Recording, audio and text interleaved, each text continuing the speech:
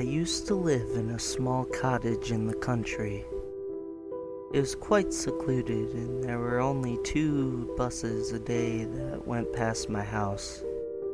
If I missed the bus, I'd have to walk down a long country road to get back. In summer, it was quite nice walking past the fields and the shades of the trees. In summer, there was still sunlight. In winter, there was no sunlight.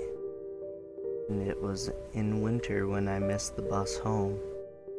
I had been working late at the office, and I had to get the later train home instead of my usual one.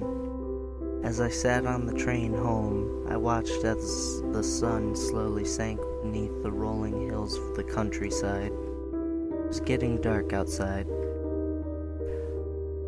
I got off at my stop and started walking towards the bus stop. It was then I saw its familiar shape cresting the hill in the horizon. I knew I couldn't miss the bus. If I did, I'd have to walk home in the dark. I jogged to the stop and managed to reach it before the bus did. I held out my hand to stop the bus, but the bus didn't stop. The driver just kept on going.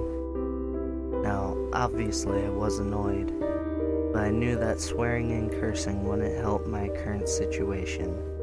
Instead, I started walking home. It was at least 3 miles to my house, which is a lot for one person to walk alone on a dark, cold winter's night, but still I persevered. The dead leaves beneath my feet made a satisfying crunch as I walked over them, but it wasn't too satisfying when I heard the same noise coming from behind me.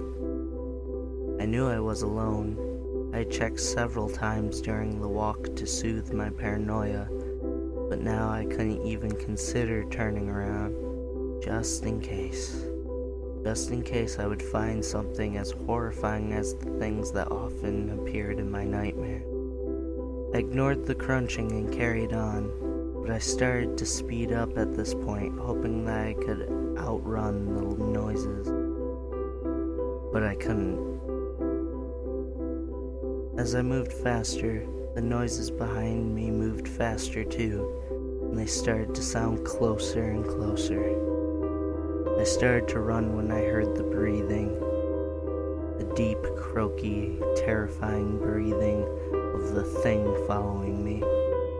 I ran fast, but the thing did too. Adrenaline gave me a boost, but fear powered me throughout. I wasn't going to let the thing get me. I was determined. I kept running while the breaths behind me became shallower and shallower. I kept running while the crunching leaves sounded quieter and quieter. I kept running because I couldn't stop. I didn't stop until I reached my house. I quickly unlocked the door and slammed it shut behind me before stumbling through the onyx black darkness and tumbling into the cupboard under the stairs. The cupboard was my safe place. I always felt safer in confined spaces. If I ever had a panic attack or worked myself up into a fear frenzy, I would just hide in there as I did that night. I curled up in the blankets I'd left under there and fell asleep, but as I drifted off, I thought I heard scratching at the cupboard door. Some hours later, I woke by sunlight pouring through the cracks in the door. I slowly opened the door and peered out, half expecting a monster to lunge for me. Instead, I was greeted by my cat, Snowball. I noticed her food bowl was empty. "So that's why you were scratching on the door last night," I cooed. "You were hungry, weren't you, Poppet?" I emptied a bag of cat food into the bowl for her and brewed myself a cup of coffee. Suddenly I heard a floorboard creak upstairs. I grabbed a knife from the drawer and quietly walked up the stairs, keeping on guard at all times. When I reached the top of the stairs, I saw the landing was empty. Cautiously, I opened the door to my bedroom and checked in there. It was empty too. So was the bathroom, and so was my study.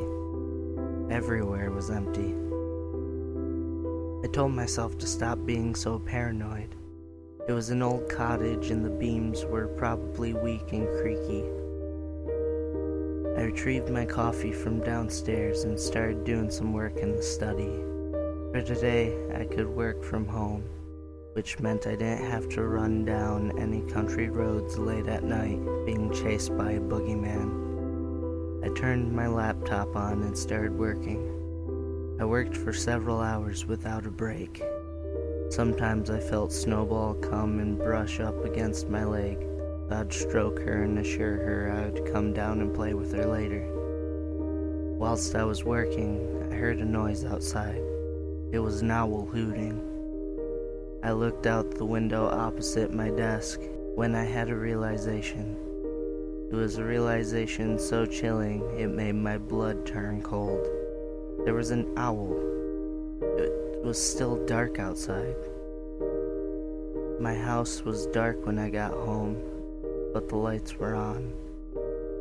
I wasn't woken up by sunlight. Someone or something had turned the lights on. The house wasn't empty.